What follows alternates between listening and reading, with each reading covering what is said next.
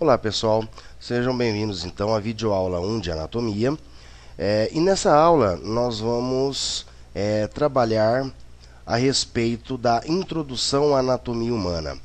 E nesta videoaula nós veremos alguns tópicos que são importantes para que o aluno ele possa entender como é o estudo da anatomia humana, como que ele pode se basear, como ele pode ter a base e ter a orientação para o estudo adequado e correto da anatomia humana. Então, nessa aula, quais serão os tópicos que nós vamos abordar? Então, primeiro nós vamos começar ali com uma breve história da anatomia humana, para que vocês entendam o que é a anatomia humana, como ela surgiu e quando ela surgiu, e qual foi a sua evolução até os dias atuais. Depois nós vamos trabalhar um pouco sobre a definição da anatomia humana. Vamos definir o que é a anatomia humana. Vamos trabalhar também as divisões da anatomia humana. Então, como que essa anatomia humana, ou esse estudo da anatomia, ele pode ser dividido, quais são as áreas da anatomia humana. Depois nós vamos trabalhar a respeito da posição anatômica, que é importante para que o aluno ele tenha como base, tenha como padrão o estudo, para depois ele poder localizar todas as estruturas do corpo humano, saber nomear as estruturas e assim por diante. Depois da posição anatômica, nós vamos estudar também os planos de delimitação, os planos de secção e os eixos do corpo humano. Depois, os termos de posição e direção, que também é muito importante para o estudo da anatomia humana e que é utilizado até o final de todo o estudo da anatomia humana, no final de todos os sistemas, e para todas as divisões da anatomia humana, é importantíssimo o conhecimento dos termos de posição e direção, para que para que o aluno ele saiba nomear corretamente, localizar corretamente as estruturas dentro do corpo humano. Posteriormente aos termos de posição e direção, nós vamos trabalhar também os conceitos do corpo humano. O que é anatomicamente normal, o que é uma variação anatômica, o que seria uma anomalia e uma monstruosidade. Depois, nós vamos estudar também, nós vamos ver ainda nesta aula, a constituição do corpo humano, como que o corpo humano ele vai ser formado. E por último, vamos analisar as cavidades corporais. Quais são as cavidades que o corpo humano apresenta e quais os órgãos que vão estar presentes nas respectivas cavidades. Tá ok? Então vamos começar aqui com o primeiro tópico, que é um breve histórico da anatomia humana. Então, o que seria a palavra anatomia?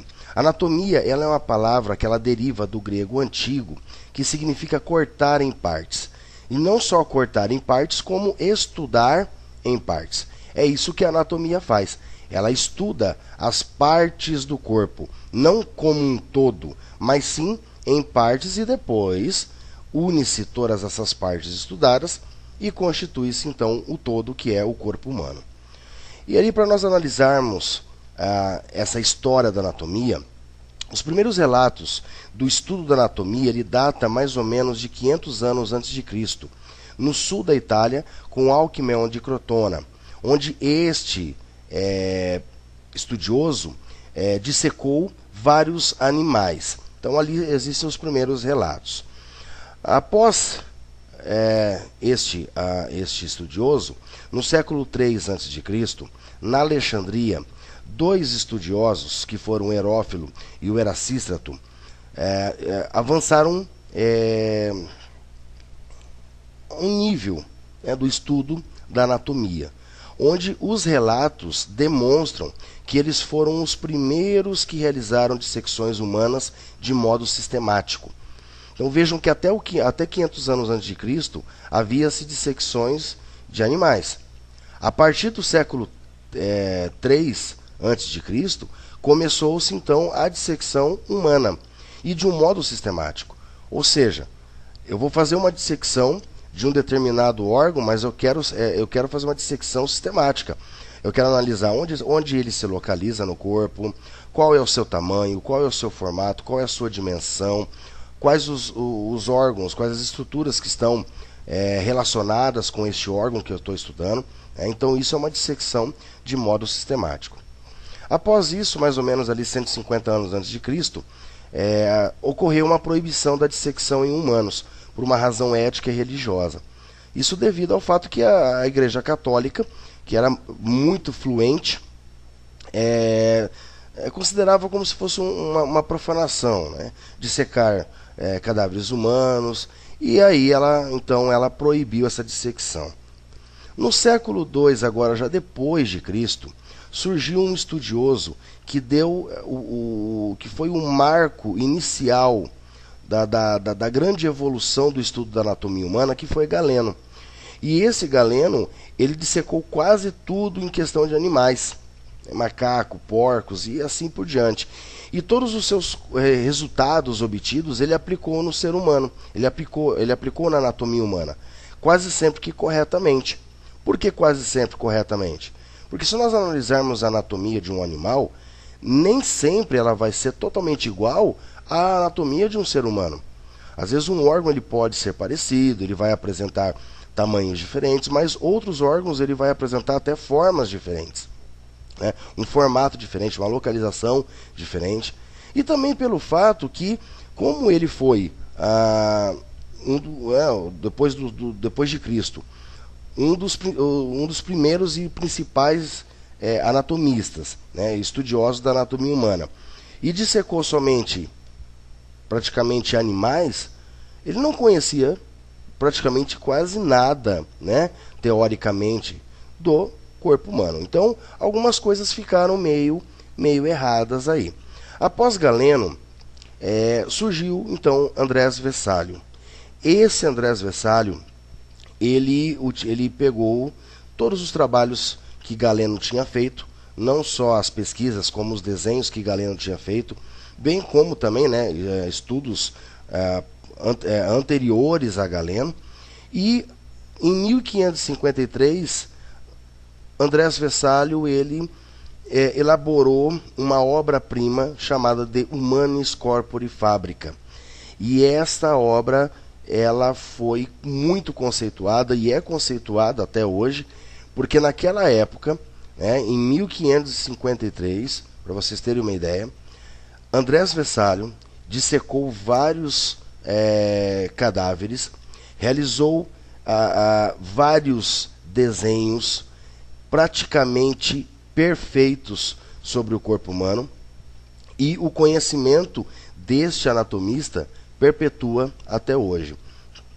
Se nós observarmos, a maior parte das bibliografias relacionadas à anatomia humana são baseadas nos estudos de Galeno e principalmente de Andrés Vesálio. Após Andrés Vesálio, já no século XVII, as descobertas no campo da anatomia e fisiologia humana cresceram, começaram a ser melhoradas, a ser aumentadas, e vejam que até então estudava-se o que é a anatomia. A partir do século XVII começou a estudar não só a forma do órgão e a localização, mas também a sua função, que é o importante, né? Que é o que a anatomia ela tem por função, né? Não é só você estudar, muito bem, nossa, estamos estudando aqui o fígado. Tudo bem, mas como ele funciona? Qual é a sua relação com outros sistemas, com outras estruturas, né? Então isso aí é estudado pela fisiologia humana. Hoje em dia, o estudo da anatomia humana ela está muito evoluída, e a tal ponto que pode-se estudar um indivíduo vivo através de imagens, né? Como nós temos aí vários tipos de exames de imagem, como a radiografia, a endoscopia, a angiografia, a tomografia, ressonância e vários outros exames que possibilita ao médico, né, ao profissional da área da saúde como um todo, estudar aquele indivíduo, né? Tanto a parte anatomicamente normal como uma patológica, né, com uma variação. Então, hoje em dia, o estudo da anatomia, além da utilização de cadáveres humanos, de peças anatômicas dentro de um laboratório de anatomia, o profissional ele pode utilizar essas imagens para aperfeiçoar então o seu estudo na área da anatomia humana. Tudo bem? Então aqui foi um breve histórico da anatomia para que vocês pudessem entender como que surgiu essa anatomia e como nós estamos hoje, né, aqui no século XXI. Dando continuidade então a essa aula, vamos conceituar então o que é a anatomia humana. Tá? A anatomia humana ela nada mais nada menos é do que uma ciência que estuda macroscopicamente e microscopicamente a organização e o desenvolvimento dos seres vivos, dos seres organizados, que no caso é o ser humano. Tá? Esse estudo ele é realizado macroscopicamente de que maneira? Na visualização do cadáver humano, na visualização de ossos, na visualização de órgãos. Né? Então é aquele estudo o qual o estudante, o profissional, ele pode analisar a olho nu, sem a necessidade de ter um microscópio, por exemplo, né? Auxiliando ele. Tá, ok? E a microscópica, bom, aí nós já entramos tendo que utilizar então microscópios, né? Tanto microscópio óptico como microscópios eletrônicos e vários outros equipamentos que nós podemos estudar a anatomia microscópica. Tá? Mas falando a nível da anatomia macroscópica, como que a anatomia ela pode ser estudada a nível macroscópico? O primeiro estudo anatômico que deve ser feito por todo profissional, por todo estudante da área da saúde, é a anatomia sistêmica. É um estudo sistêmico. Então, nesse estudo sistêmico, como que vai ocorrer? Então, lá no laboratório, lá na sua disciplina, no seu curso lá, o aluno ele vai estudar sistema por sistema. Então, geralmente começa-se com o sistema ósseo. Então, vamos definir o que são ossos, vamos definir o que é um esqueleto, como que o osso é formado, qual é a sua função, quais os tipos de ossos. E depois ele vai estudar todos os ossos que formam o corpo humano, que formam um esqueleto, basicamente. Né? Todos os ossos da cabeça, todos os ossos do tronco, de membro superior e membro inferior. Analisando as suas estruturas, seus acidentes ósseos, suas articulações, né, com qual osso esse osso vai se articular, qual a sua posição, né, quais as principais estruturas que estão ali envolvidas. Né. Terminou o estudo do sistema ósseo? Muito bem, vamos então agora para o sistema articular. Ali nós vamos estudar todas as articulações, quais os ligamentos que estão presentes em cada articulação, quais os tipos de articulações. Eu tenho articulação que possibilita movimento, tenho articulação que não possibilita movimento. Tudo bem, terminamos então? Terminamos. Agora vamos para o sistema muscular e assim por diante, né? Até passar por todos os sistemas que formam o corpo humano. Então isso é a anatomia sistêmica, é um estudo sistêmico, um sistema de cada vez. Tá? O segundo estudo anatômico que existe é o estudo regional, é a anatomia regional, ou também chamada anatomia topográfica. Essa anatomia aqui, o profissional ou o estudante, ele tem que ter um conhecimento amplo da anatomia sistêmica. Porque nesta análise, nesse estudo da anatomia regional ou topográfica, é necessário que o estudante ele possa localizar, identificar e relacionar todas as estruturas que estão aqui nesta região. E quando nós observamos uma determinada região do corpo, nós vamos ter vários sistemas passando por ali. Então nós temos sistema digestório, nós temos sistema vascular, nós temos sistema ósseo, nós temos sistema muscular, nós temos sistema nervoso. Ou seja, nós temos vários sistemas aqui. Então aí nesse estudo, né, o aluno ele tem que saber. Muito bem, tá? Que estrutura que eu estou vendo aqui? Qual é a sua relação com essas estruturas anteriores? Né? Como é o nome dessas estruturas? Qual é a localização exata? Né? Então é um estudo bem mais apurado, é um estudo bem mais profundo, né, da anatomia e necessita um conhecimento muito amplo, né, da anatomia sistêmica. Uma outra anatomia que existe é a anatomia clínica, né, que é através das imagens. Lembra que no slide anterior, naquela história da anatomia, eu disse que nos dias atuais é possível estudar um indivíduo vivo através de exames de imagem. Pois bem, então essa é a anatomia clínica, onde você pode estudar através das imagens, tanto uma tomografia, quanto uma radiografia, como uma ressonância, né? Para analisar como está o organismo desse indivíduo. Está normal? Está com uma patologia? Né? Tem alguma variação? Não tem? Né? Então aqui você consegue estudar, fazer toda uma análise clínica de como está o indivíduo. E por último nós temos a anatomia palpatória. Essa anatomia palpatória ou de superfície também, muito chamada, né? Essa anatomia palpatória ela também requer um conhecimento amplo da anatomia sistêmica e da regional, porque o profissional, quando ele vai realizar um estudo anatômico através do toque, ele tem que saber, ele tem que conhecer todas as estruturas que estão aqui, né? Não só conhecer as estruturas que estão aqui, mas também saber identificar se tem alguma patologia, né? Se tem alguma deformidade, se tem alguma irregularidade nesta região que ele está apalpando. Ok? Então esses aqui são os 4 tipos de anatomia macroscópica que pode ser feito. Né? Geralmente, nos cursos de graduação da área da saúde, os alunos eles vão estudar, todos eles vão estudar anatomia sistêmica, né? Isso é fato. Alguns cursos vão estudar anatomia regional, não é todos os cursos. Alguns cursos também vão estudar a clínica e a palpatória. Então, a sistêmica é para todos os cursos da área da saúde. Agora, a regional, a clínica e a palpatória, elas são mais específicas para determinados cursos, né? Para determinadas áreas. Mas nada impede de um aluno que esteja num curso da área da saúde e que só tem anatomia sistêmica, ele se aperfeiçoar em outros estudos anatômicos. Ele pode fazer um curso de extensão, ele pode posteriormente, depois de graduado, fazer uma especialização, né?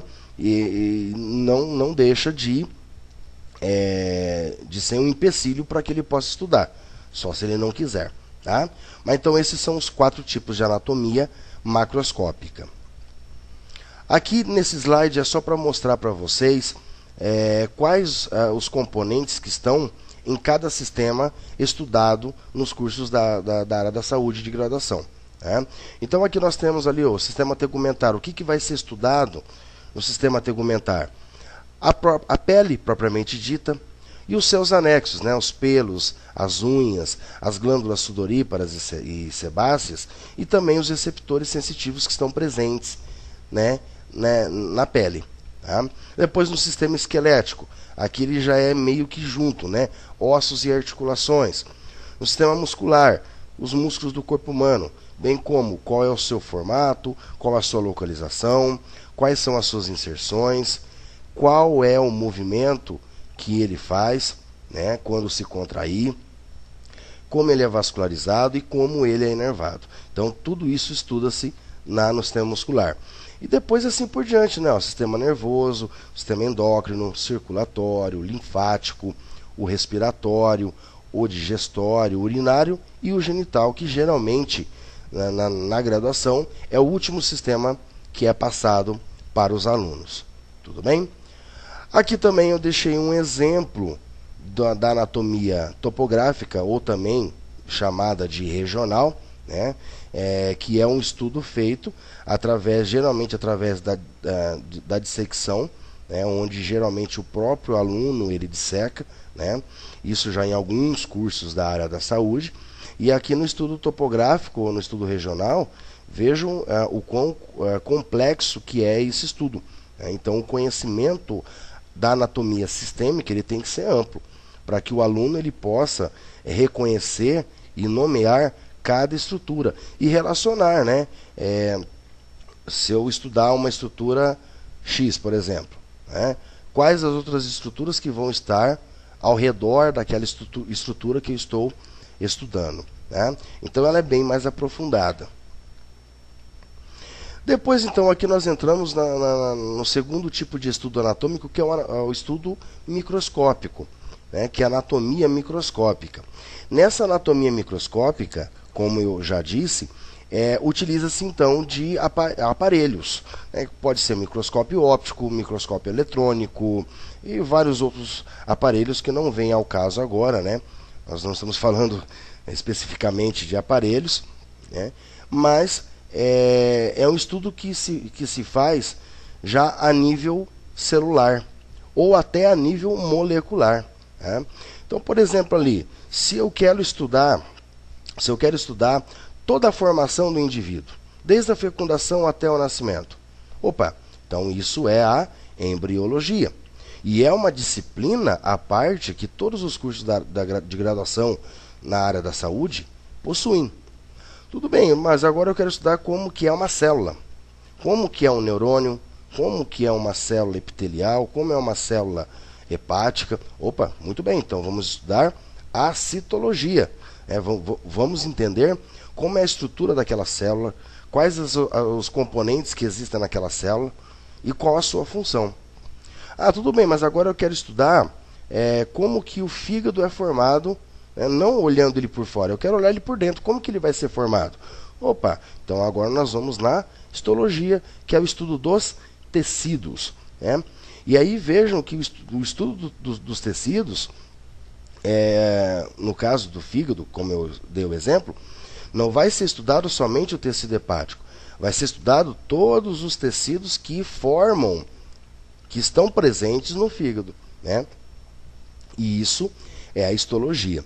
E esses estudos, eles são separados em disciplinas.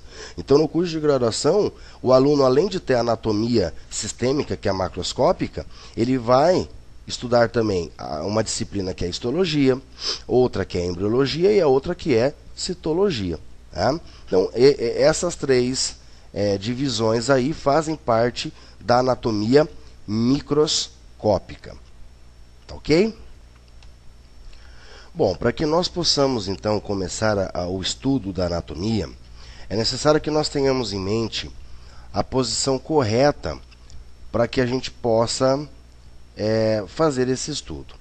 E a posição correta é denominada de posição anatômica. E essa posição anatômica, ela tem que ser memorizada, ela tem que ser gravada pelo aluno, de maneira que toda vez que ele for estudar alguma estrutura, ele já imagine aquela estrutura na posição anatômica. Como é a posição anatômica? É do jeito que está mostrando aqui na imagem, ó, tá? Ou seja, o corpo ereto, os membros inferiores juntos, os membros superiores colados ao tronco, a palma das mãos voltadas anteriormente e os olhos também voltados para o horizonte. Então, essa é a posição anatômica. E para que serve essa posição anatômica? Ela serve para demonstrar a localização exata dos órgãos dentro do corpo humano. Por exemplo, citando um exemplo aqui, nós temos aqui no antebraço dois ossos. Um osso que é voltado para o corpo e um osso que está voltado para fora do corpo, tá? O osso que está para fora, ele é um osso lateral e é chamado de osso rádio. O osso que está voltado para o corpo é um osso medial, que é, no caso, a ulna. Na posição anatômica, o rádio sempre será lateral e a ulna sempre será medial. Não importa se, na hora do estudo, o cadáver estiver com a palma das mãos voltadas para baixo. Como ele vai estar deitado, então a palma da mão vai estar para baixo.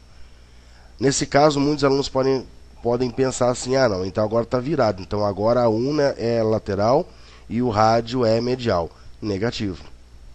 A ulna sempre será medial e o rádio sempre será lateral. de acordo com a posição anatômica. E a posição anatômica, ela determina que se um órgão ele ocupa uma determinada posição, não importa como o meu corpo estiver, aquele órgão sempre estará naquela posição. Outro exemplo, o fígado, que fica na parte superior direita do abdômen. Ele sempre vai ser um órgão do lado direito. Ele nunca vai mudar sua posição. Mesmo que eu estiver vendo o corpo como eu estou olhando aqui agora na imagem. Ah, então agora o fígado está do lado esquerdo. Não, negativo. O fígado sempre é do lado direito. Então a posição anatômica, ela possibilita que você grave e que você memorize a posição correta de cada parte do corpo, de cada estrutura do corpo. Não muda. Não importa como o corpo estiver sendo estudado. A estrutura nunca muda a sua posição. Ele sempre estará naquela posição. E é necessário para o estudo da anatomia que sempre quando for estudar qualquer estrutura, sempre memorizar na posição anatômica. Então, é uma coisa que nós, professores, sempre falamos para os alunos. Vai estudar anatomia? Estuda em você. Estuda olhando para você, na frente do espelho. E memoriza. Ah, o fígado está aqui, do lado direito, no abdômen, na parte superior aqui, ó, em mim. A una sempre será medial, o rádio sempre será lateral. Não muda. Tá? Então sempre memorize essa posição, que o estudo da anatomia não vai ter dificuldades. Depois de aprendermos a posição anatômica, é necessário também nós aprendermos como nomear as partes do corpo corretamente. Então tem muitos nomes que são dados a partes do corpo que são nomes errôneos, nomes comuns que todo mundo fala, que se usa, né, no dia a dia. Porém, no estudo da anatomia humana, tem que ser nomeado corretamente cada parte do corpo. Tá? Então, começando aqui a analisar, nós temos ali, ó, a cabeça, né, que é toda a cabeça. Abaixo da cabeça nós vamos ter o pescoço. Posterior, né, a parte posterior aqui da cabeça é a nuca. Aí nós vamos ter aqui o tórax, que não é peito. Tem muita gente que fala assim, ah, meu peito está doendo. Não, meu tórax está doendo. Tá? Aí abaixo nós vamos ter o abdômen, não é barriga. Né? Ah, minha barriga está doendo, não sei o que. Não, é o abdômen. Tá? A parte posterior aqui, ó, a parte dorsal do tronco, né, é o dorso. Também não é chamado de costa. Né? Então tem muita gente que fala assim, ah, minhas costas, ah, minha barriga, ah, meu peito. Não, então na anatomia humana o estudo correto, o nome correto é tórax, abdômen e a parte, né, a parte posterior é o dorso. O mesmo vai acontecer aqui com a região glútea, né? Ah, tem muita gente que fala assim, ah, meu bumbum, né, minha bunda, tal, mas não é. Tá? O nome correto é a região glútea. Ou, não, eu quero falar, né, só glúteo. Tudo bem, não tem problema, pode ser falado. Tá? Glúteo, tá ok? Agora tem um problema também, um pouco a mais, né? É nos membros. Então tem muita gente que fala assim, ah, eu tô com dor no braço. Aonde? Aqui, ó. É onde está a seta aqui. Não. Aqui é o antebraço. O braço é aqui, ó. Tá? É a primeira parte do membro superior. Abaixo dele vai estar o antebraço. Né? Então, quais são os nomes corretos de cada parte do membro superior? Lembrando que o membro superior é desde o ombro, ó, pegando o braço, cotovelo, antebraço, punho e mão. Então, tudo isso aqui é o membro superior. Tá? Então, novamente, ó, o ombro, braço, aí eu tenho o cotovelo, aí vem o antebraço, o punho e a mão. O mesmo acontece com o membro inferior. Né? Então, falar lá, estou com dor na perna, onde? Aqui, ó. Não. Aqui é a coxa. A perna é aqui, ó. E que também não é a canela. Então, tem muita gente que fala assim, ah, eu bati minha canela. Não. O certo é perna, que é essa parte do membro inferior. Então o membro inferior ele vai apresentar aqui, né, ó, a coxa, o joelho, a perna, o tornozelo e o pé. E aí tem uma região aqui, ó, que é a região onde conecta o membro, todo o membro inferior com o tronco, né? Que o nome correto é quadril ou cintura pélvica, né? E tem muita gente que acaba falando, né, às vezes por não saber ou às vezes, né, porque está acostumado, bacia, os quartos, né, anca. Não, não é, tá? O nome correto é cintura pélvica ou, no mais comum, o quadril. Tudo bem? Então, todo membro inferior ele vai ser formado pelo quadril. Ele começa aqui pelo quadril, coxa, joelho, perna, tornozelo e pé. E o membro superior é a mesma coisa, ó, ombro, braço, cotovelo, antebraço, punho e mão. Agora, o que eu quero atentar vocês a uma coisa aqui, a um termo que é necessário vocês conhecerem, é que quando nós analisamos o membro superior ou o membro inferior, ele está preso no tronco, correto? Correto. O que vai acontecer? Tanto no ombro quanto no quadril, é necessário que tenha ossos fixos, teoricamente, né? Fixos, presos no tronco. Então eu tenho que ter uma base presa ali no tronco. E depois eu vou ter uma parte livre, uma parte que apresenta movimento. Então, quando nós observamos tanto o membro superior quanto o membro inferior, nós analisamos que cada um dos membros vai apresentar uma parte fixa e uma parte livre.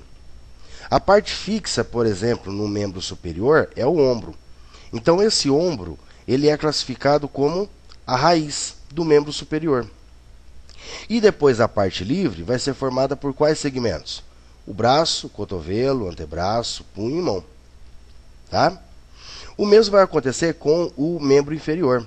Qual é a parte fixa do membro inferior? É o quadril. Então o quadril vai ser a raiz do membro inferior. Ó.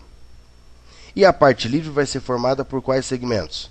A coxa, o joelho, a perna, o tornozelo e o pé. Então, é importante que o aluno ele memorize que o ombro e o quadril são as partes fixas dos membros e, consequentemente, são nomeados de raiz. O ombro é a raiz do membro superior e o quadril é a raiz do membro inferior. Após, então, nós nomearmos todas as partes corretamente do corpo humano, é importante que nós conheçamos também os planos de delimitação e depois os eixos. O que são planos de delimitação? Vamos começar com os planos de delimitação. Vamos analisar essa imagem aqui. Ó. Se nós colocássemos um corpo dentro de um caixão de vidro, esse caixão apresentaria 6 lados, 6 paredes. Então, uma em cima, outra embaixo, uma na lateral esquerda, outra na direita, um anterior e outra posterior. Né? Cada parede dessa está delimitando o espaço que o corpo ocupa. Delimita o corpo, o tamanho do corpo no espaço. Aonde ele começa e aonde ele termina, de cima para baixo, né? De superior para inferior. Aonde ele começa e termina de lateral direito para esquerdo, ou vice-versa. Né? Aonde ele começa de anterior para posterior. Tá ok? Então esses são os planos de delimitação. Então eles servem para delimitar o corpo humano, o tamanho, o espaço do corpo humano. E após os planos de delimitação, nós entramos nos eixos. Por que nós temos que analisar os planos de delimitação primeiro para depois nós analisarmos os eixos? Os eixos, a definição de eixos é a seguinte: são linhas imaginárias traçadas nas articulações do corpo e através dessas linhas, desses eixos, vai determinar quais os movimentos que cada articulação vai fazer. Então analisem só. Nós temos a imagem A, nós temos a imagem B e a C. Vamos analisar primeiramente esta imagem aqui, a imagem A, tá? Que está com uma linha em azul. Vamos imaginar, por exemplo, que essa linha esteja passando pela articulação que existe aqui no pescoço, tá? Entre a cabeça e a coluna vertebral. O que eu posso determinar? Se eu pegar uma barra de ferro e o corpo ainda dentro desse caixão, tá? E colocar ela aqui, ó, de cima para baixo, o que esse caixão vai fazer? Ele só vai girar em torno, ele vai ficar girando em torno do próprio eixo que é essa barra de ferro, que aqui está sendo representada pela barra azul. Tá? Então vejam, esse eixo, ele não está vindo de cima para baixo? Então ele é um eixo supero-inferior e é denominado de eixo longitudinal. E quais os movimentos que a articulação vai conseguir fazer? Somente de ficar girando em torno do próprio eixo. Tá? Ela vai girar em torno do próprio eixo. É o mesmo movimento, né? Vamos relembrar lá na geografia. É o mesmo movimento que a Terra faz, que é o movimento de rotação. Ou seja, ela fica girando sem sair do lugar. Né? Mesma coisa que você girar uma bola parada, um peão, por exemplo. Ele vai ficar girando no mesmo lugar, ele não vai sair. Então é como se ele estivesse girando em torno de um ferro. Ele não sai do lugar. Tá? Claro que as articulações do corpo não vão ficar girando, né? Dando um comentário aqui só para descontrair, né? Acontecer igual aquela menina do Exorcista, girar a cabeça 360 graus. Não vai acontecer isso. Mas você analisa que a sua cabeça, ela gira para um lado, aí ela volta. Aí ela gira para o outro e ela volta. Sempre voltando na posição anatômica, que é a cabeça com os olhos, né, olhando lá para o horizonte. Então você gira a cabeça para a direita, volta ao normal. Gira a cabeça para a esquerda e volta ao normal. Esse movimento de girar a cabeça é um movimento chamado de rotação. É um movimento de rotação, que é possibilitado através desse eixo imaginário que passa na articulação entre a cabeça e a coluna vertebral. Tá? Então, beleza. Então, vamos definir de uma maneira mais específica. Então, o eixo, que é superior-inferior, ou seja, que pega de cima para baixo, ele é chamado de eixo longitudinal. E esse eixo longitudinal, ele vai possibilitar que a articulação realize movimentos de rotação. E o que são movimentos de rotação de uma articulação? É o movimento que a articulação faz, que uma determinada estrutura faz, de girar sem sair do lugar. Ela gira em torno do próprio eixo imaginário. Tá? Agora, se nós formos analisar também, se eu pegar o mesmo eixo, né? Ele não veio de cima para baixo? Muito bem. Quais paredes desse caixão que ele uniu? Que ele passou? Ele não começou aqui no plano superior e terminou aqui no plano inferior, ou podálico? Ele não uniu essas duas paredes? Sim. Então, a melhor definição do eixo longitudinal é essa que eu vou falar para vocês agora. Anotem aí, que é importante vocês saberem. O eixo longitudinal é um eixo que une dois planos de delimitação, o superior e o inferior, e possibilita que a articulação realize movimentos de rotação. Ponto. Né? Então aí nós definimos esse eixo superior-inferior, ou eixo longitudinal, que é um eixo que vai unir os dois planos de delimitação, superior com o inferior. Tá? Agora vamos analisar o eixo que está representado na imagem B, que é essa barra em vermelho. Vamos imaginar o seguinte, agora vamos pegar o mesmo caixão, com o mesmo corpo ali dentro, e vamos colocar uma barra de um lado para o outro.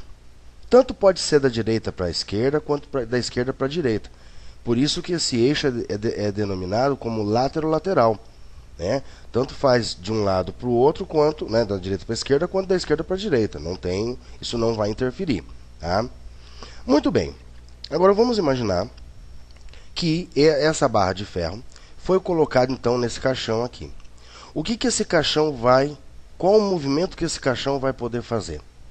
Somente para frente e para trás. Eu gosto de comparar com coisas do cotidiano para que o aluno ele possa ter uma ideia do que a gente está falando. Né? Eu acho que todo mundo já deve ter conhecido, ou já deve ter jogado pimbolim. Né?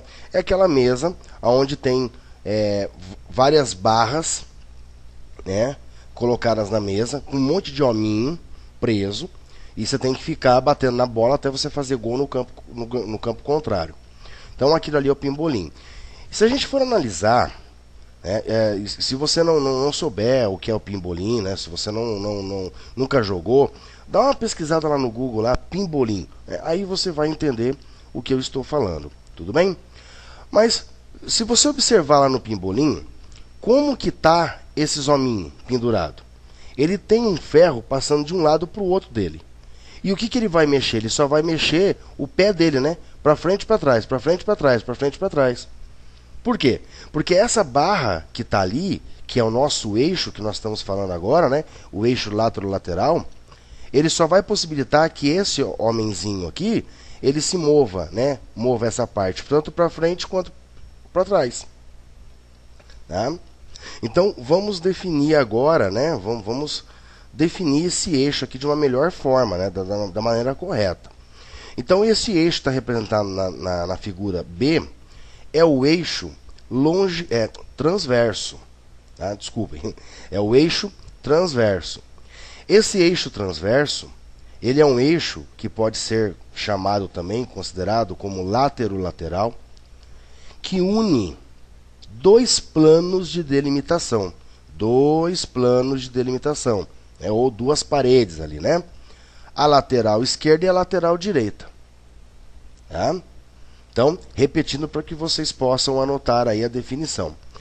O eixo transverso, também chamado de látero-lateral, é um eixo imaginário que une os planos de delimitação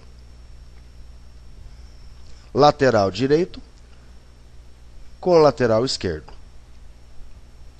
e possibilita que a articulação realize movimentos de flexão e extensão. Flexão e extensão. Para vocês entenderem como é esse movimento de flexão e extensão, nós temos que, primeiramente, ter a posição anatômica gravada. Tem? Tem. Ótimo. Né? Vamos pegar, por exemplo, a articulação do cotovelo. Né? Na posição anatômica, como que o antebraço fica? Ele fica reto, né, para baixo, com a palma das mãos voltadas para frente. Quando você quer, por exemplo, levantar um balde, o que você faz com o braço? Com o antebraço? Você dobra ele e, antes que ele estava reto, rente ao seu corpo, agora ele vai para frente. Tá? Você levantou o balde, ele foi para frente. Só o teu antebraço. E quando você quer soltar esse balde de novo no chão, o teu antebraço volta à posição original, que é a posição anatômica, que é aquela posição reta, que é como está sendo representado aqui, ó, nas imagens. Tá? Então, esse é o movimento de flexão. Flexão é um movimento em que ocorre a movimentação de uma parte do corpo para frente, né? Para frente ou para trás. Depois nós vamos ter outras aulas aí que eu vou explicar para vocês a questão dos movimentos de flexão e extensão que podem ocorrer tanto no cotovelo, né, e no joelho, que vai ser um pouquinho diferente. Mas pegando, por exemplo, aqui no cotovelo, que é o nosso exemplo, toda vez que o antebraço se movimentar para frente, ou seja, ele dobrar e ele for para frente, é uma flexão. Quando ele voltar na posição anatômica normal, né, definida, é uma extensão. Então são movimentos para frente e para trás. E esses movimentos para frente e para trás são chamados de flexão e extensão. Tudo bem? Então agora vamos para a figura da letra C, que é um outro eixo, que é o nosso terceiro e último eixo, que é o eixo sagital, ou também chamado antero-posterior. Por quê? Vamos analisar.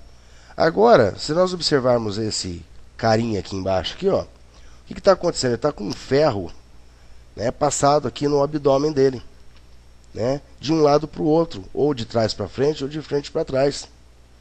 Tá? Então isso é um sentido antero-posterior, ou também pode ser chamado de póstero-anterior. Tá? Agora, o que vai acontecer? É só você tentar imaginar que tipo de movimento que esse homem aqui vai fazer.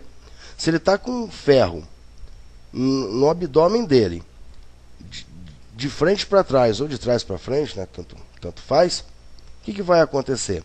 Ele vai tombar, ó, ele vai virar para cá, ó, tanto para a esquerda quanto para a direita, né? Ele vai ficar como se você fizesse um ventilador, né? Você tem ali o ventilador, todo mundo conhece um ventilador. O ventilador, ele vai ter um motorzinho com um pino preso numa hélice. E essa hélice faz o quê? Quando ela está desligada, você gira ela para um lado e para o outro, para um lado e para o outro, né? Para a direita e para a esquerda, tá? Então isso são esses tipos de movimento que esse eixo vai possibilitar, né, que uma determinada articulação possa realizar. Então vamos definir esse eixo sagital. Então vamos lá. O eixo sagital, também chamado antero-posterior, é um plano, é um eixo que une os planos de delimitação ventral e dorsal. Ou seja, né, o que está na frente e o que está atrás. Ventral e dorsal, né? E possibilita que a articulação realize movimentos de abdução, com B mudo, abdução, e adução. Abdução e adução. Só para que vocês entendam como vai ser esses movimentos, vamos supor que esse ferro, que esse eixo, esteja passando na articulação do ombro aqui, ó, de frente para trás ou de trás para frente. O que esse membro superior vai fazer inteiro? Eu vou abrir ele lateralmente e vou fechar. Quando eu abro lateralmente, quando eu afasto esse membro lateralmente do tronco, eu fiz uma abdução. Abdução. Quando eu volto todo o membro novamente colado ao tronco, sempre lembrando a posição anatômica, tá? Quando eu volto ele novamente à posição anatômica, que é colado junto ao tronco, eu fiz uma adução. Então, a abdução e adução, que é possibilitado pelo eixo sagital, são movimentos lateralizados, tanto de abrir quanto fechar, né? Esses são os movimentos de abdução e adução. Tudo bem? Então aí nós vimos os planos de delimitação, vimos os eixos, e agora vamos para os planos de secção. O que são planos de secção? Bom, secção, ela significa cortar, tá? É corte. Secção é corte. Então os planos de secção são cortes que são feitos ou no indivíduo inteiro, ou em órgãos, ou em partes do corpo, tá? E para que é realizado esses planos de secção? Para que possa ser estudado as estruturas internas. E dependendo da estrutura que eu quero estudar, é um plano de secção, é um corte que eu vou ter que fazer. Tá? Por exemplo, vamos começar com o primeiro aqui, que é o plano chamado de sagital mediano ou somente mediano. Tá? Então, tem alguns livros que trazem ele como plano mediano, ou plano de secção mediano, ou trazem ele como plano sagital mediano. É a mesma coisa, tudo bem?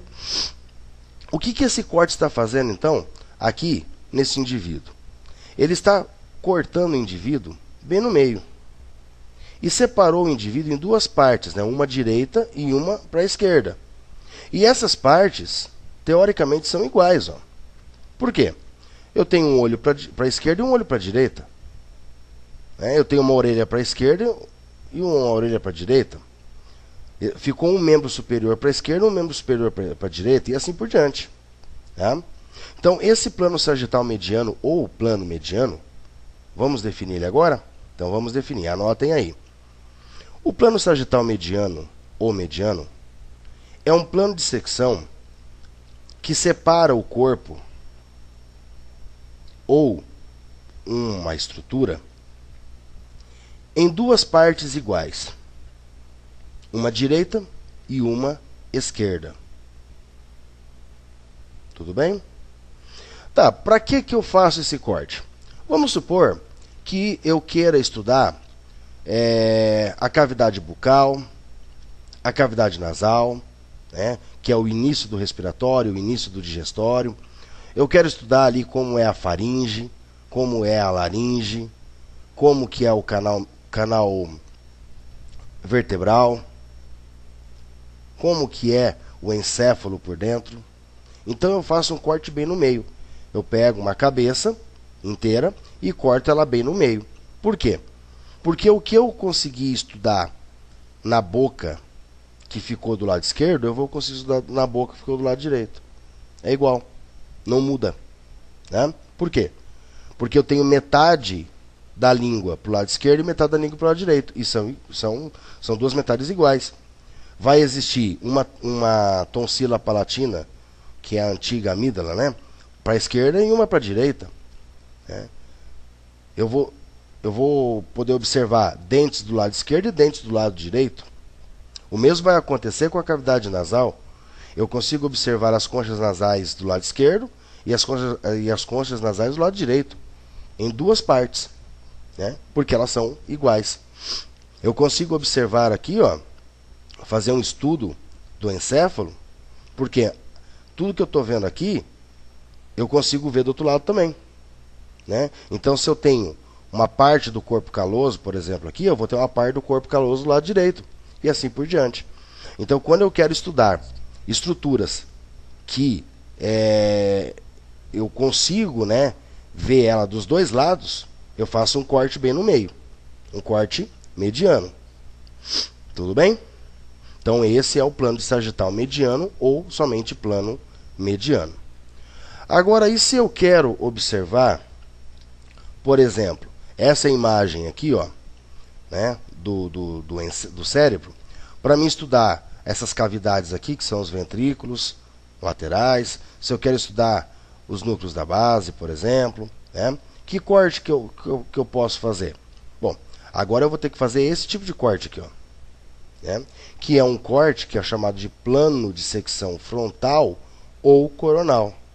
Então vamos definir esse plano de secção. Então, o plano frontal ou coronal é um corte que separa o corpo ou uma estrutura em duas partes não iguais, uma anterior e outra posterior. Então, o que está acontecendo aqui? Nessa imagem aqui, ó, né? Vamos pegar essa imagem então, da direita superior aqui, ó, do cérebro. Eu fiz um corte. E do jeito que eu fiz esse corte aqui frontal, vai ficar um pedaço do cérebro da frente e um pedaço do cérebro para trás. O que eu consegui estudar aqui, eu vou estudar no pedaço que ficou para trás. Tá? Dependendo também da estrutura que eu quero analisar. Porque, vamos supor, se eu fizer um corte mais à frente, mais anterior, aí eu já nem vou mais ver isso aqui. Tá? Mas esse plano frontal, ele é diferente agora do mediano. O mediano tem que ser feito no meio e pronto, acabou. Agora, o frontal não. Eu posso começar a cortar desde aqui, ó, da nuca, até chegar na ponta do nariz. E dependendo do que eu quero estudar. Né? Então eu posso cortar aqui no meio, posso cortar aqui a nível da orelha, né? do pavilhão da orelha, posso cortar aqui ao nível dos olhos. Né? Eu posso fazer o que eu quiser, eu posso cortar em qualquer parte aqui, ó, em qualquer segmento aqui eu posso cortar. Então depende da estrutura que eu quero analisar. Mas eu tenho que fazer esse tipo de corte aqui, tá? De cima para baixo, só que separando o corpo numa parte que vai ficar para frente e na outra parte que vai ficar para trás. Agora o terceiro plano de secção que nós temos é o plano de secção transverso, ou também chamado horizontal. Tá? Vamos definir então esse plano? Então vamos lá. O plano de secção transverso horizontal é um corte que separa o corpo ou estruturas em duas partes não iguais. Uma superior e outra inferior. Tudo bem? Então, como que a gente pode observar esse corte? Se a gente observar aqui esse indivíduo, ó, vejam que esse corte, esse plano transverso, ele pode ser feito em qualquer parte do meu corpo. Ó, né? Ele pode ser feito aqui no topo da cabeça, ele pode ser feito aqui a nível do braço, ele pode ser feito a nível do abdômen, ele pode ser feito a nível do tornozelo. Mas o que eu tenho que analisar é o seguinte: que estrutura que eu quero observar? Ah, eu quero observar, por exemplo, o núcleo caudado, que fica aqui na parte interna do cérebro. Ah, legal. Não, então beleza. Então vamos fazer o seguinte: então vamos fazer um corte transverso ou horizontal ao nível, né, do núcleo caudado ali, que daí eu vou ter uma parte para cima e eu vou ter uma parte que ficou para baixo. Pronto, agora eu consigo estudar. Né? Ah, mas se eu quero estudar um pouco mais para baixo, faço um outro corte mais abaixo. Né? E esse corte aqui, ele pode ser feito desde pegando o topo da cabeça até chegar aqui, ó, na planta do pé. Né? E aqui eu deixei uma imagem para mostrar para vocês que esses cortes eles são muito utilizados nas técnicas de imagem, nos exames por imagem, como no caso da tomografia. Né? Se nós observarmos aqui, ó, desta primeira imagem, tem 1, 2, 3, 4, tem vários quadradinhos, né? Então vamos pegar daqui até aqui, ó. Como que foi feito, como que foi tirado todas essas imagens aqui, ó? Em cortes transversos. Porque ele começou desde a parte de baixo da cabeça e chegou até o topo. Né? Então ele começou a mostrar aqui, ó, primeiro, o início, né, de baixo para cima, o início do cerebelo. Aí agora ele já começa a mostrar um pouco mais do cerebelo e já começa a mostrar algumas pequenas partes do cérebro, o olho. E assim vai até chegar no topo, na parte mais superior do cérebro. E aqui nessa mesma imagem da tomografia nós podemos analisar um outro tipo de corte. No início eu falei do plano mediano, né, que é bem no meio, que é esse aqui. Ó. Então eu quero estudar estrutura igual, da direita e da esquerda. Pronto, eu faço bem no meio o corte, separo a cabeça em duas partes, iguais. O que eu estudar na direita tem na esquerda. Ótimo. Mas e se eu quero estudar um pouquinho fora do meio? Alguma estrutura que não está no meio, mas que está um pouquinho mais para a esquerda ou para a direita. Ah, aí eu posso fazer cortes sagitais. Que eu vou pegando desde o meio e vou até o final dela. Até a lateral. Então ele começou aqui, ó. Ele começou da lateral, né, ó, esquerda. Aí ele vem vindo, até chegar no meio. Bom, chegou no meio? Chegou no meio. Agora eu quero continuar até a lateral direita. Então agora eu vou fotografando e vou cortando mais ainda. É como se eu fosse cortando assim, ó, fatiando, né, ó, o corpo, sempre deixando um pedaço para a direita e um pedaço para a esquerda, tá? Que aí é um outro plano, que é o plano só sagital, né? Nós temos o sagital mediano, que é bem no meio.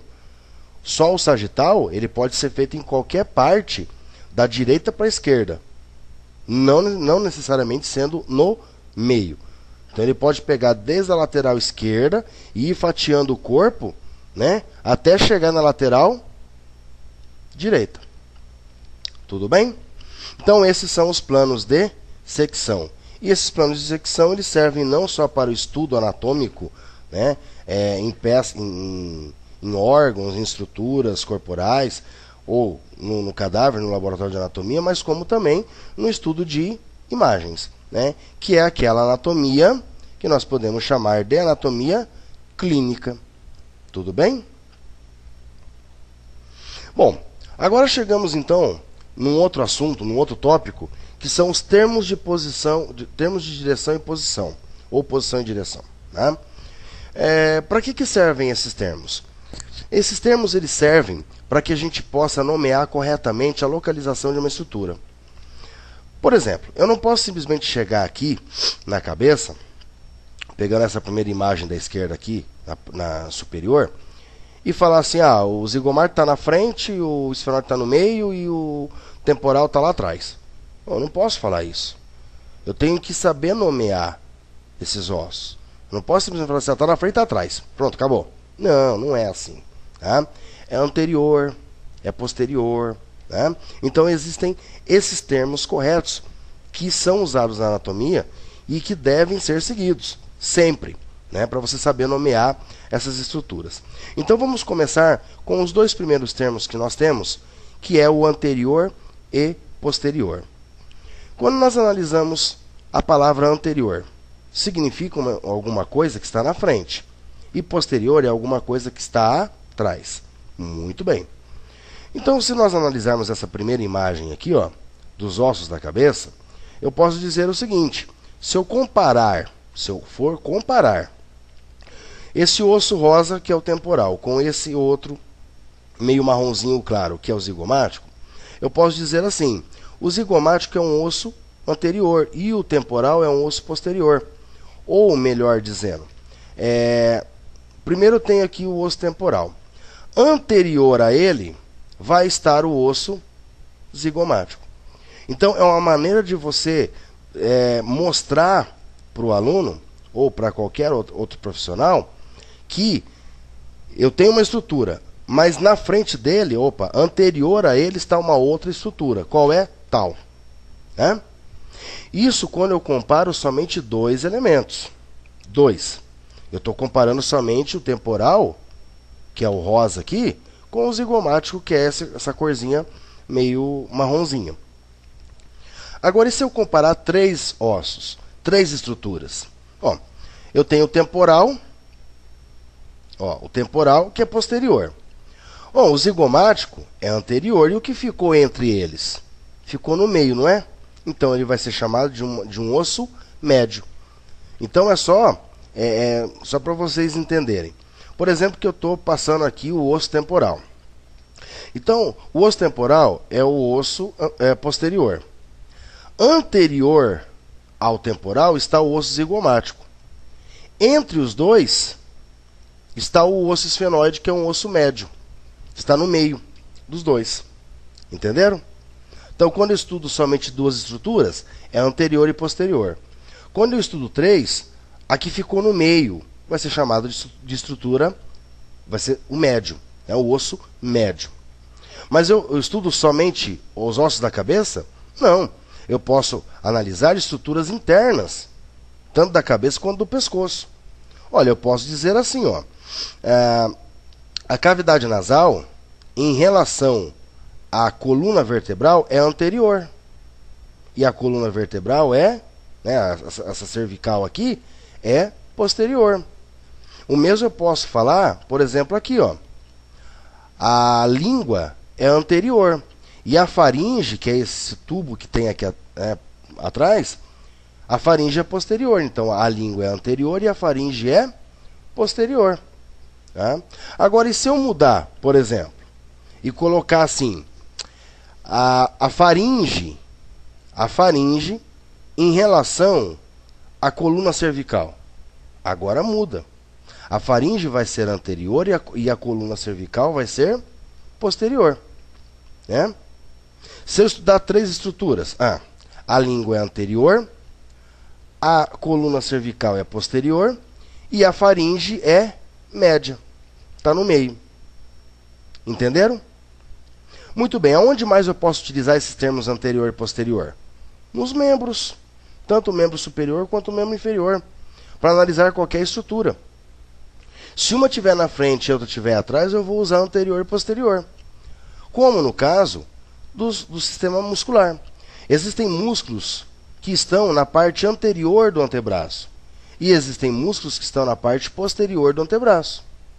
Existem vasos sanguíneos que estão na parte anterior do braço, por exemplo, e existem vasos sanguíneos que estão na parte posterior do braço, né? Então, para ficar mais fácil para vocês entenderem, vamos definir o termo anterior e posterior. Anotem aí. Os termos anterior e posterior são utilizados para denominar estruturas que estão localizadas na cabeça, no pescoço e nos membros,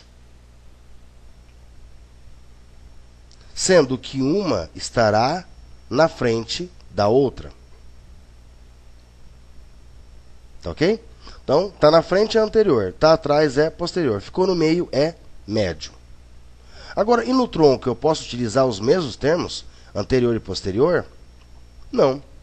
Lá no tronco eu vou ter estruturas que uma está na frente e outra está atrás. Só que os termos que eu vou utilizar são outros. É ventral e dorsal. Por que ventral e dorsal? Ué, toda estrutura que estiver voltada para frente, ou seja, para o ventre, vai ser ventral. O que estiver voltado para trás, que é o dorso, vai ser dorsal. Então nós podemos fazer um estudo comparativo aqui, ó. Se nós analisarmos essa imagem da direita, nós temos aqui, ó, o externo, primeiramente, depois o coração, depois o esôfago, depois a artéria aorta e depois a coluna vertebral. Se eu for comparar, por exemplo, o externo com o coração, o externo é um osso ventral, é uma estrutura ventral, e o coração é uma estrutura dorsal. Se eu for comparar o coração com o esôfago, agora muda. O coração é ventral e o esôfago é dorsal. E assim por diante até chegar na coluna vertebral, né? Então, o que está na frente, no tronco, é ventral. O que está atrás, no tronco, é dorsal. Não tem erro, não tem dificuldade. Tudo bem? Agora, quando nós falamos superior e inferior? Superior é o que está em cima, inferior é o que está embaixo. Muito bem. Então, aonde que nós podemos utilizar esses termos? Na cabeça. Olha, se eu for comparar ossos da cabeça, eu tenho esse osso verde aqui, que é o osso parietal, e tem esse osso rosinha, que é o osso temporal. Então, eu posso dizer assim, o osso parietal é superior e o osso temporal é inferior. Pronto, acabou o problema. E aqui em estruturas internas? Ué, vamos pegar, por exemplo, aqui, ó, só para vocês terem uma ideia. Na cavidade nasal tem 3 elevações, ó. Uma aqui e outra aqui. Essa elevação aqui mais em cima é chamada concha nasal superior, é o nome dela. Essa mais embaixo é a concha nasal inferior. E a que ficou no meio? Concha nasal média. Né?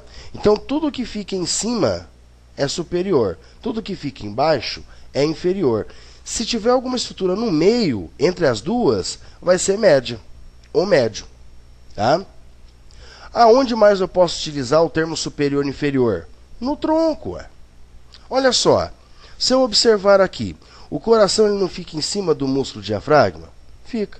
Então eu posso dizer assim, ó, o coração é superior e o músculo diafragma é inferior. Coração superior, diafragma inferior. Pronto. O mesmo eu posso fazer para órgãos internos. Como no caso, se eu estudar um pulmão, cada pulmão ele vai ser formado por partes, né? São chamadas de lobo. Para vocês terem uma ideia, o pulmão direito ele vai ter 3 partes, ou seja, 3 lobos. E como que é o nome de cada lobo? Ó, lobo superior, lobo inferior, e o que ficou no meio é lobo médio. Pronto, acabou o problema. Agora, e nos membros? Eu posso utilizar os mesmos termos, superior e inferior? Não. Aí eu já não posso utilizar esse termo. Eu tenho que utilizar outros termos que é chamado de proximal e distal. Por quê? Lembram lá quando eu passei o slide no início dessa videoaula, que eu falei lá os nomes corretos de cada parte? E eu falei para vocês que o ombro é a raiz do membro superior e que o quadril é a raiz do membro inferior? Muito bem. Como eu tenho o ombro e o quadril, que são as raízes, que é a parte fixa, eu vou determinar o seguinte: toda estrutura que estiver mais próxima da raiz vai ser chamada de proximal. A outra que estiver mais distante da raiz vai ser chamada distal. Então, se nós fizermos uma comparação aqui, ó, entre o osso do braço, que é o húmero, e o osso rádio, que é do antebraço. O húmero vai ser um osso proximal e o rádio vai ser um osso distal. Ah, mas no mesmo osso eu posso utilizar isso? Claro que pode. Olha, se eu observar, por exemplo, aqui, ó, o osso rádio. Tá? O osso rádio, ele vai ter uma extremidade aqui, outra extremidade aqui e um corpo no meio. Essa extremidade aqui, cada extremidade vai ser chamada de epífise. Isso vocês vão ver melhor na segunda videoaula, que é a respeito do sistema esquelético, generalidades. E ali eu vou explicar o que é uma epífise, o que é um corpo, tá? Mas só para vocês entenderem.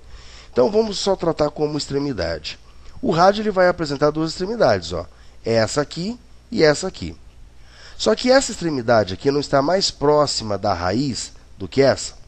Então, no mesmo osso, vejam que eu posso ter uma extremidade proximal e uma extremidade distal, no mesmo osso. Por quê? Eu tenho que analisar qual das estruturas que eu estou estudando que está mais próxima da raiz. Tá? Mais próxima da raiz. Poxa, mas o osso rádio está longe da raiz. Tudo bem. O osso rádio. Só que ele vai ter uma extremidade em cima e uma extremidade embaixo. A extremidade de cima vai estar mais próxima da raiz. Então ela vai ser proximal. A outra vai ser distal. E assim você vai fazendo até chegar no final aqui, que é os ossinhos do dedo, que são as falanges. Né? O mesmo acontece se eu observar um dedo só. Cada dedo vai ter 3 ossos. São chamados de falange. Então eu vou ter essa mais da ponta, uma no meio e uma, né, para cá. Ué, qual dessas 3 está mais próxima da raiz? Essa aqui. Então essa é proximal. Essa da ponta vai ser distal, com certeza.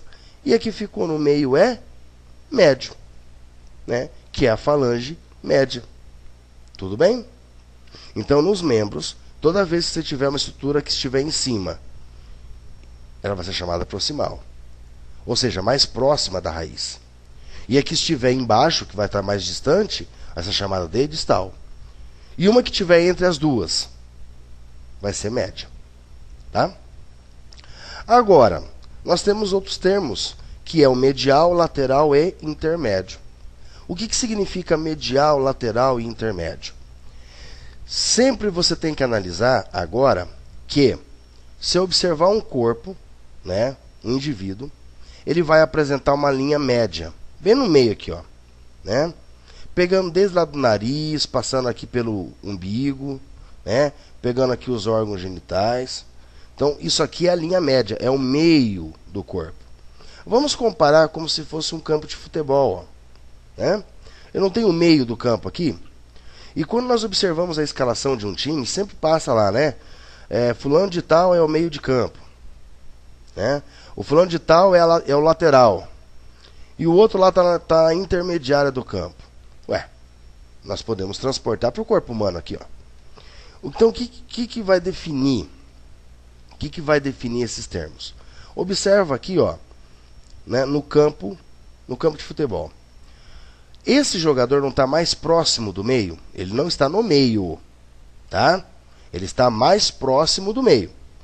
Então, ele vai ser chamado de medial. Então, uma estrutura medial é uma estrutura que está localizada mais perto, mais próxima do meio do corpo. Então, ela vai ser chamada de medial. Esse outro aqui, ó, que está aqui na ponta, quase acabando no campo aqui, é o lateral. É uma estrutura lateral. Então, lateral é qualquer estrutura que estiver afastada do meio do corpo. Estiver distante, afastado do meio, vai ser lateral.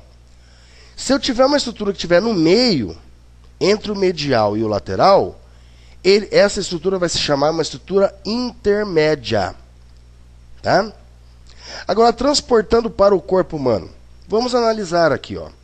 Na posição anatômica, vou dar o exemplo aqui dos dedos da mão. Tá? Se eu observar, cada mão vai apresentar 5 dedos. Mas vamos pegar só 3 de base. Nós temos o polegar, nós vamos ter o dedo mínimo e o dedo médio. Tá? Sempre observando na posição anatômica. Se nós observarmos a posição anatômica, a palma da mão fica voltada para frente, correto? Correto. O polegar, com certeza, sempre vai ficar localizado para fora. Muito bem. Então, se eu analisar, o dedo polegar, ele é uma estrutura lateral. Porque ela não está mais distante do meio do meu corpo? Olha a distância.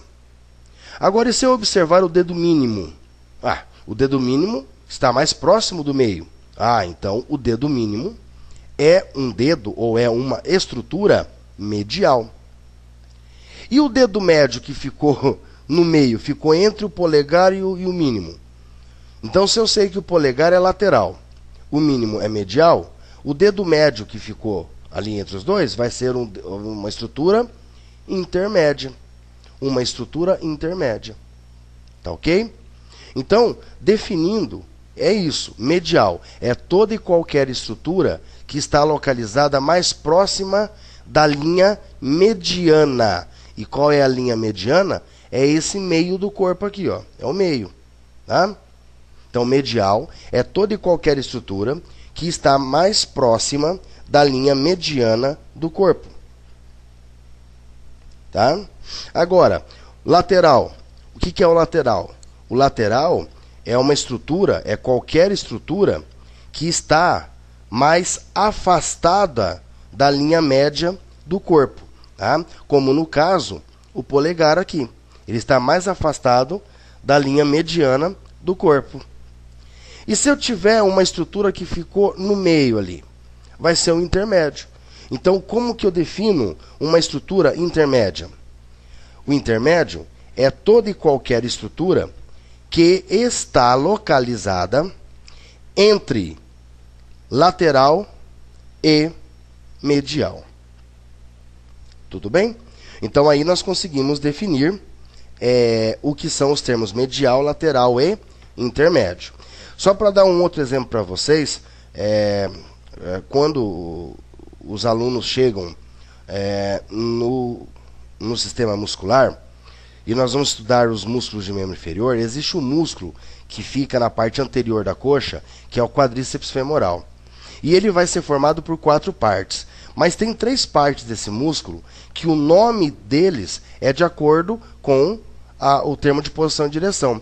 Se nós observarmos aqui, ó, nós vamos ter o vasto lateral, o vasto medial e o vasto intermédio. Olha só, cada parte do músculo é chamado assim, vasto lateral, medial e intermédio. Isso de acordo com o quê? De acordo com o termo de posição e direção. Então vejam que em várias partes do corpo usa-se esses termos, medial, lateral e intermédio. Não só esse, como superior e inferior, como proximal e distal e médio, como anterior e posterior, ventral e dorsal, que nós já vimos anteriormente. Tá? Agora existe também mais 2 termos aí, superficial e profundo. Quando eu falo superficial, superficial está relacionado à superfície. E qual é a superfície do nosso corpo? A pele. Então, superficial é toda e qualquer estrutura que estiver mais próxima da pele. Profundo é toda e qualquer estrutura que estiver mais afastado da pele. E se nós formos analisar, nós podemos utilizar isso observando várias estruturas. Por exemplo, se eu for analisar uma estrutura, como no caso vasos sanguíneos, existem vasos sanguíneos superficiais e profundos. Né?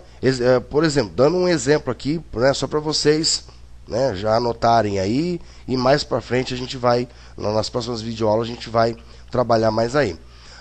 Existem veias do membro superior que são superficiais, como no caso a cefálica e a basílica. Ou, pegando uma que todo mundo conhece, safena. Né? Existe uma veia, que é a veia safena do membro inferior, que ela é uma veia superficial. Né? Ou seja, ela está mais próxima da pele. Só que a coxa, por exemplo, ela vai apresentar veias profundas, que estão quase lá, estão lá no meio dos músculos, mas estão mais afastados da pele. Como no caso a veia femoral. Né? O mesmo nós podemos também determinar na questão de músculos. E quando nós estudamos os músculos, principalmente do membro superior, no caso do antebraço, existem músculos que o próprio nome dele já diz se ele é superficial ou se é profundo. Olha só, existe um músculo aqui, ó, que é chamado músculo flexor superficial dos dedos. E abaixo dele vai existir o flexor profundo dos dedos. Ué, se esses dois músculos vão fazer a flexão dos dedos, e um está em cima e outro está embaixo, esse que está em cima está mais próximo da pele, então ele vai ser o flexor superficial.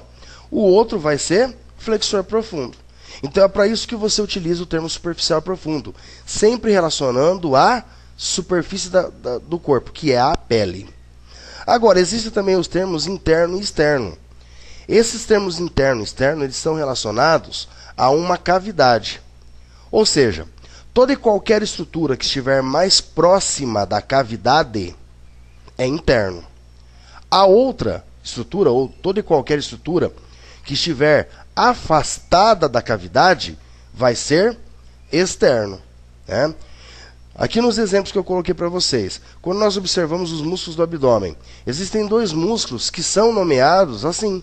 Existe o músculo oblíquo externo do abdômen, que está mais afastado da cavidade, que é o abdômen, e abaixo dele vai existir o músculo oblíquo interno do abdômen. Ou seja, ele está mais perto, ele está mais próximo da cavidade. Então, por isso ele é chamado de interno. O mesmo também você pode aplicar esses termos quando você estuda as camadas de um órgão, por exemplo. Se nós analisarmos nessa imagem inferior aqui, ó, do estômago, o estômago vai ser formado por 3 camadas. Uma camada serosa, uma camada muscular e uma camada mucosa. A camada mucosa está diretamente em contato com a cavidade do estômago. Então a camada mucosa é uma camada interna. A camada serosa, que é essa primeira mais lisa aqui, ela está totalmente afastada da cavidade. Então ela vai ser a camada externa, que é a serosa. Entre a serosa e a mucosa ficou a camada muscular, que ficou no meio. Então ela vai ser chamada de uma camada média. Tá? Então interno e externo é sempre relacionado à cavidade. Está mais próximo da cavidade? É interno. Está mais afastado da cavidade? É externo. Tudo bem? Então, e aqui por último, o último termo que nós utilizamos, né, nos termos de posição e direção, é o termo mediano. O que é o termo mediano? Lembra daquela imagem que eu mostrei? Então eu vou voltar um pouquinho só para que vocês entendam. Esta imagem aqui, ó, não tem uma linha tracejada passando bem no meio do corpo? Então significa que essa linha, ou seja, esse meio do corpo é chamado linha mediana do corpo. Ó, vejam, tá aqui, ó, linha mediana do corpo. Então, o que é uma estrutura mediana? É toda e qualquer estrutura que estiver no meio do corpo, na linha mediana do corpo. E quais são essas estruturas que a gente pode analisar? O nariz, é uma estrutura mediana. O esôfago, traqueia, faringe, laringe são estruturas medianas. A bexiga está bem no meio, ó, é uma estrutura mediana. A coluna vertebral está bem na linha média, né? Lá atrás, mas está no dorso, mas está. Então, a coluna vertebral também é uma estrutura mediana, né? Então, mediano é toda e qualquer estrutura que está localizada na linha mediana do corpo. Tá? Tudo bem? Então, com isso, nós terminamos os termos de posição e direção. E agora vamos entrar, então, na parte da constituição do corpo humano. Bom, quando nós analisamos a constituição do corpo humano, claro que a gente analisa desde lá de átomos que formam moléculas, depois vão formar macromoléculas e assim por diante. Mas não vamos ir tão profundo, tão a nível microscópico, né? Vamos pegar a partir de uma célula, tá ok? O que nós podemos observar que é uma célula? A célula é a menor unidade funcional do corpo humano. É a menor unidade funcional do corpo humano. E existem vários tipos de células no nosso corpo. Existe uma célula neural, que é o neurônio. Existe uma célula epitelial, que vai ajudar a formar a pele, vai formar o tecido epitelial. Existe uma célula que vai formar o fígado, que é a célula hepática. E assim, dentre outras várias células que vão formar vários outros tecidos do corpo humano. Então, o que nós temos que analisar? Eu tenho várias células, por exemplo, vários neurônios juntos. O que eles vão formar? O tecido nervoso. Então, como que eu consigo definir o tecido? O tecido, vamos começar então de tecido para frente. Tá? O tecido, ele é o conjunto de células iguais. Um tecido qualquer é o conjunto de células iguais. Então, nós temos aí o tecido epitelial, tecido ósseo, tecido hepático, tecido hematopoético, tecido nervoso, tecido adiposo e assim por diante. Agora, vejam só uma coisa. Se eu pegar, por exemplo, aqui no caso, então, se nós analisarmos o estômago aqui, ó, tá? Como está no nosso exemplo aqui.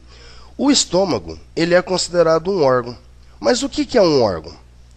O órgão nada mais é do que um conjunto de tecidos diferentes. Porque para mim formar o estômago, por exemplo, além de eu ter as células próprias do estômago, eu vou ter que ter músculo, que é o tecido muscular. Eu vou ter que ter o sangue chegando ali nas células do estômago, que é um tecido hematopoético. Eu vou ter que ter nervos, né, para pegar toda a sensibilidade do estômago, né, para dar todas as informações, né, tanto receber quanto enviar informações para o estômago. Opa, então eu tenho tecido nervoso.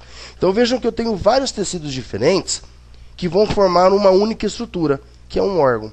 Então o órgão, ele é definido assim, que é o conjunto de tecidos diferentes. Pronto, acabou o problema. Agora vamos pegar, por exemplo, o estômago. A função dele é digerir um alimento. Mas o estômago, ele consegue captar o alimento do meio externo? Ele consegue rasgar uma carne, um músculo, por exemplo? Não. Então, pera lá, se eu tivesse só o estômago, eu não vou garantir toda uma nutrição adequada para o meu indivíduo. Então, além do estômago, eu tenho que ter o quê? Eu tenho que ter o dente, que é um outro órgão, que vai triturar o alimento. Eu tenho que ter a língua, que é um outro órgão, que vai garantir a salivação, né? Vai garantir a obtenção do gosto, vai movimentar todo esse alimento para ele poder ser engolido. Eu tenho que ter o próprio estômago para digerir quimicamente os alimentos. Só que eu tenho que absorver esse alimento. Então eu tenho que ter quem? O estômago. Então, o intestino delgado. Então vejam, eu tenho vários órgãos diferentes e todos eles, cada um fazendo a sua função, vai garantir uma função em comum, que é, no caso do digestório, a nutrição do indivíduo, né? E quando eu tenho esse conjunto de órgãos diferentes, eu formo um sistema. Tá? Então vamos definir o que é um sistema.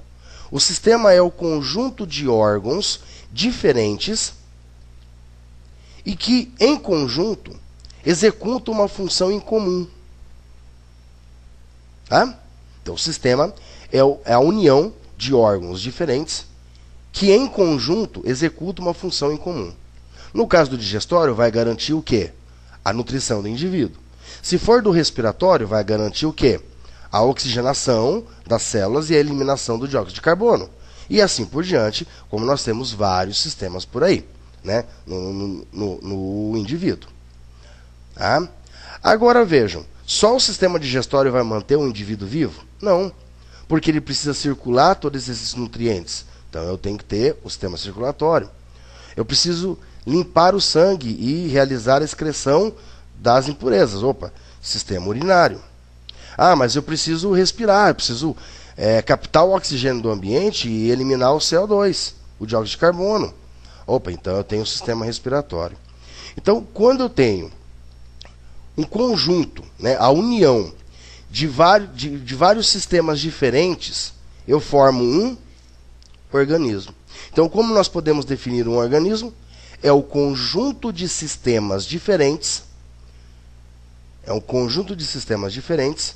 que garantem a vida do organismo. Tá ok? Então, com isso, nós vimos aí como é a constituição do corpo humano. Tá? Após a constituição do corpo humano, é necessário também que nós tenhamos uma base sobre alguns conceitos anatômicos. Tá? Existem alguns conceitos na anatomia que determinam o estado anatômico de um indivíduo. Vamos começar com o primeiro termo, que é chamado normalidade, ou anatomicamente normal. Apesar que quando nós falamos de normal, o que é normal? Né? Então é um negócio, é um termo meio que pejorativo. Né? Não dá para a gente determinar o que é normal na anatomia. Né? Porque se nós analisarmos, por exemplo, existem pessoas que são morenas, outras que são claras. Existem pessoas que apresentam uma estatura alta, outras que apresentam uma estatura diminuta. Né? Mas eles deixam de ser normal? Não, não deixam de ser normal. Então, o termo normal em anatomia, como eu falei, ele é muito complexo, muito pejorativo. Mas vamos definir, né, o que é normalidade na anatomia. Então, o termo normal na anatomia, normal em anatomia, é o mais encontrado na população. É o mais encontrado na população. Tá? Por exemplo, o cara nascer com 5 dedos na mão, isso é normal. Se o cara nascer com um dedo a menos, um dedo a mais, aí já não é normal. Né? O cara nascer, por exemplo, com 2 olhos, é normal. Pô, nasceu com um olho só, opa, aí já não é mais normal. Né? O indivíduo nasceu com 32 dentes. Legal, é normal. Não, ele nasceu lá com os dentes temporários, mas depois não nasceu, não tinha mais os dentes permanentes. Opa, então aí já não é normal. Tá? Então, normal em anatomia é o mais encontrado na população. É o mais encontrado. Tá? Não levando em consideração o quê? Estatura, não levando em consideração a cor da pele, cor dos olhos, nada disso. Tá? Eu olhar para uma pessoa e falar, ela tem 2 membros inferiores, 5 dedos em cada mão, 2 olhos, tem um coração? Tem. Tá, beleza, tá filé, não tá faltando nenhuma peça aí, né, no indivíduo. Então, isso é o normal. Agora, por exemplo, o indivíduo ele nasce com o coração do lado direito. E o normal também é o indivíduo nascer com o coração do lado esquerdo. Né? Coração do lado esquerdo, o fígado do lado direito, o baço do lado esquerdo, né? 2 rins, né? 2 rins, sendo o direito um pouquinho mais baixo que o esquerdo, tal. Agora, se o indivíduo nascer com o coração do lado direito, é anatomicamente normal? Não, não é, porque o normal é do lado esquerdo. Mas isso vai afetar a vida dele? Não necessariamente. Não, só nasceram na posição diferente. Então isso é chamado de variação anatômica. Então como nós podemos definir uma variação anatômica? Então anotem aí. Variação anatômica é o menos encontrado na população e que não traz prejuízo ao indivíduo. Tá? Coloca como um exemplo o coração do lado direito. Né? Daí todo mundo já vai saber que o normal é o lado esquerdo, nasceu do lado direito. Agora, quando nós falamos em variação anatômica, também é um conceito muito complexo. Por quê? O que é normal a tal ponto para ser determinado normal que o que não é normal pode ser variação? Confundiu minha cabeça, professor. Para lá que eu vou te explicar. Todo mundo apresenta a mesma estatura? Não. Todo mundo apresenta o mesmo tamanho dos órgãos? Não. Todo mundo apresenta a mesma constituição óssea, espessura dos ossos? Não. Então isso é uma variação anatômica.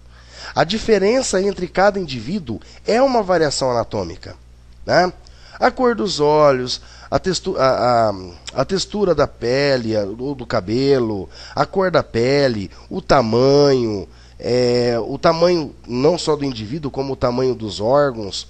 Né? E aí você pode colocar tanto órgãos como fígado, baço, pâncreas, estômago, coração, músculos, e assim por diante. Né? O trajeto diferente de uma artéria, que deveria passar por um determinado lugar, mas ela passa um pouquinho para fora. É uma variação anatômica. Ou seja, é o que é encontrado na população em menor quantidade, teoricamente, e que não traz prejuízo nenhum para o indivíduo. Tá? Claro que na anatomia a gente trabalha sempre bastante esses termos, né, a posição invertida de um órgão, no caso do coração, de um vaso sanguíneo, né, ou o tamanho dos órgãos, mas a estatura da pessoa também é uma variação anatômica. Né? A cor da pele é uma variação anatômica. Então, existem vários fatores aí que podem ser considerados como uma variação anatômica. Mas tem que entender que não traz prejuízo para o indivíduo. Tá ok? Agora, vamos pegar, por exemplo, o indivíduo ele nasce ou com um dedo a mais ou com um dedo a menos na mão. Opa, variação anatômica não é porque né, tá faltando ou tá sobrando. Pô, não é normal, mas também não é uma variação. Né? Então isso é denominado do que? De anomalia. Né? Então o que é anomalia? Vamos definir o que é anomalia. É o menos encontrado na população e que acarreta um prejuízo para o indivíduo. E que traz um prejuízo para o indivíduo. Né? E quais aí alguns exemplos de anomalia que nós podemos ter? Um dedo a mais ou um dedo a menos na mão. A má formação de um órgão, por exemplo, no caso do coração. Né? O indivíduo nasceu, beleza, tal, mas o coração ele não se formou completamente. Pô, isso é uma anomalia, não pode ser uma variação, que vai trazer prejuízo para o indivíduo. Né? Outra anomalia, pessoas que nascem com um rim só. Existe. Né? Ou que nascem com 3 rins. É uma anomalia, não é uma variação anatômica. Né? Variação anatômica é a altura dos rins, por exemplo. Mas ele nascer com um rim a menos ou com um rim a mais, aí já é uma anomalia. Tá ok? Então, anomalia é isso, é o menos encontrado na população e que já começa a trazer um prejuízo para o indivíduo. Se ele nascer com um rim só, ele vai ser prejudicado. Começa a ter um prejuízo ali, né? Nascer ali com o coração, né, com um defeito, é uma anomalia. Tá? Agora, depois nós temos o último conceito, que é monstruosidade. O que é monstruosidade? Bom, a monstruosidade, ela pode ser definida assim. É uma anomalia acentuada, ou mais grave, que acarretará ou que levará o indivíduo à morte. Que prejudicará a vida desse indivíduo de tal maneira que a sua vida fique totalmente prejudicada. Tá ok? Exemplos de monstruosidade, por exemplo, é um bebê anencéfalo. Anencéfalo. Quando um bebê, um indivíduo ele nasce faltando uma parte do cérebro. Ué, mas como é que ele vai conseguir sobreviver? Às vezes ele pode conseguir sobreviver por um tempo, ou às vezes ele pode até sobreviver, mas vai ficar, né, vegetando ou com várias restrições, né, vários defeitos, né, na sua vida. Então isso é uma anomalia, por exemplo. Tá? Então a anomalia já é tudo aquilo que é menos encontrado na população, mas que pode levar o indivíduo à morte. Não só a anencefalia, como vários outros casos de monstruosidade que podem existir aí. São tantos, não é muito comum, mas tem algumas doenças, tem alguns casos de monstruosidade que você acaba, né, conhecendo um aqui, outro ali, tá falando, pô, nem sabia que existia. Então mais um, mas que não é tão comum. Não é todo mundo que nasce com esses defeitos, que no caso são classificados de monstruosidade. Tudo bem? E por último aqui, para nós terminarmos essa primeira videoaula, né? Vejam que essa videoaula é uma videoaula mais extensa, realmente, mas é necessária para que vocês tenham todo o embasamento para o estudo da anatomia. Então, por último aqui, vamos estudar as cavidades do corpo humano. Quando nós observamos o corpo humano ele vai ser formado por algumas cavidades internas. Quais são essas cavidades? Bom, nós temos ali a primeira cavidade, que é a cavidade craniana. Tá? Cavidade craniana que fica na parte interna do crânio e que serve para quê? Para alojar o encéfalo, que é o cérebro mais o cerebelo. Tudo bem? Na coluna vertebral existe um canal interno, que é o canal vertebral, ou cavidade vertebral. E é nessa cavidade vertebral por onde vai estar alojado a medula espinal. Tá? Depois existem outras cavidades, como a cavidade torácica. Né? A cavidade torácica é aquela cavidade interna do tórax. E ali ele vai alojar quem? Os pulmões e o coração. Só que vejam que essa cavidade torácica, ela ainda apresenta duas outras cavidades menores. Por quê? Quando nós colocamos o pulmão ali dentro do tórax, ele pode ficar em contato direto com os ossos e com os músculos do tórax? Não, não pode. Ele tem que ser revestido por um tecido que é chamado de pleura. Opa, essa pleura, ela não formou uma outra cavidade onde vai o pulmão? Formou. Então ali eu vou ter a cavidade pleural. Ah, tudo bem, agora eu vou colocar o coração ali também junto. O coração ele pode ficar em contato direto com as estruturas ali? Não. Ele também tem que ser revestido por um saco de proteção, uma estrutura de proteção, que é o pericárdio. Ué, então o que esse pericárdio faz? Ele acaba criando uma outra cavidade onde vai colocada o coração. Então é a cavidade pericárdica. Então analisem, observem que a cavidade torácica ela é subdividida ainda em cavidade pleural, aonde vai alojar os pulmões, e a cavidade pericárdica, onde vai alojar o coração. Abaixo da cavidade torácica existe a cavidade abdominopélvica, que ela é dividida em cavidade abdominal, que é essa na cor avermelhada aqui, a cavidade abdominal, e abaixo da cavidade abdominal existe a cavidade pélvica. Quais órgãos, quais estruturas vão estar localizadas na cavidade abdominal?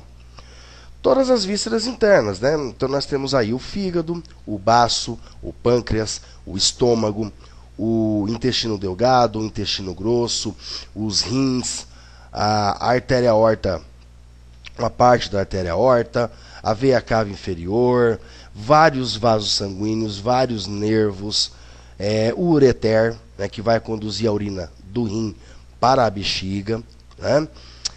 E depois, na cavidade pélvica, que estruturas que vão estar localizadas aqui? Bom, aqui vai estar localizado a parte final do intestino grosso, que é o reto.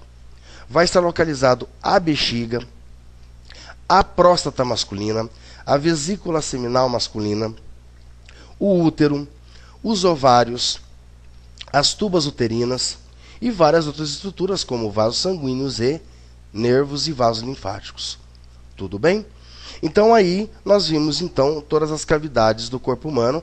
Então só relembrando: cavidade craniana, a cavidade vertebral, na coluna vertebral, a cavidade torácica, que apresenta internamente a cavidade pericárdica, que aloja o coração, e a cavidade pleural, que aloja os pulmões. E depois a cavidade abdominopélvica, que é dividida em abdominal e pélvica. Tudo bem? Bom, pessoal, então aqui chegamos ao fim da nossa primeira videoaula de anatomia, que é a introdução ao estudo da anatomia humana. Espero que vocês tenham gostado, que vocês tenham adquirido aí um conhecimento que possibilite a base para a continuação do estudo da anatomia, né? Peço que qualquer dúvidas, comentários, sugestões, dúvidas, enfim, comentem ali, né, na descrição do vídeo, que eu vou estar respondendo a vocês aí. E até breve, né, com a nossa segunda videoaula de anatomia, que é o sistema esquelético generalidade. Abraços.